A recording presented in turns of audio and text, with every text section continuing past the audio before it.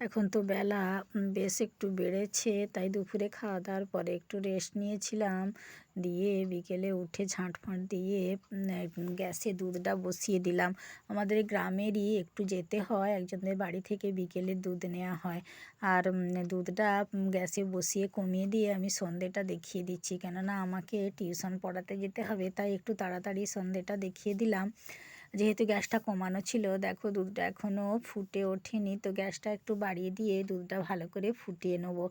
দিয়ে আমি রেডি হয়ে গেলাম, দেখো চলে যাচ্ছি টিউশন পড়াতে। টিউশন থেকে ফেরার পথে আমি নিয়ে এসেছি খাস্তা গজা।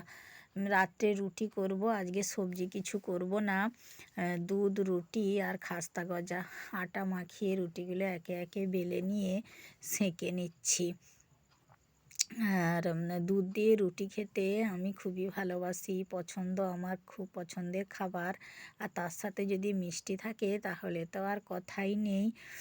আর একটা জিনিস তোমাদেরকেও একটু দেখাই, আমারও দেখা হয়নি। অনলাইনে অর্ডার করেছিলাম গামছা, ছেলের জন্য দুটি গামছা অর্ডার করেছিলাম, একটা কালো আর একটা হচ্ছে কমলা রঙের। দেখো একটু দেখে নিচ্ছি জিনিসটা কেমন।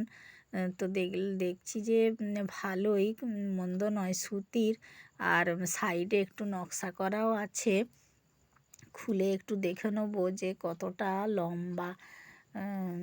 তো তোমাদেরকেও একটু দেখিয়ে দিই।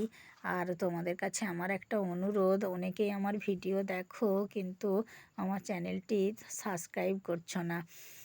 তাই আমার ভিডিও যদি ভালো লাগে অবশ্যই চ্যানেলটি সাবস্ক্রাইব করে পাশে থেকো বন্ধুরা। শুভরাত্রি। তোমরাও খেয়ে নাও। টাটা।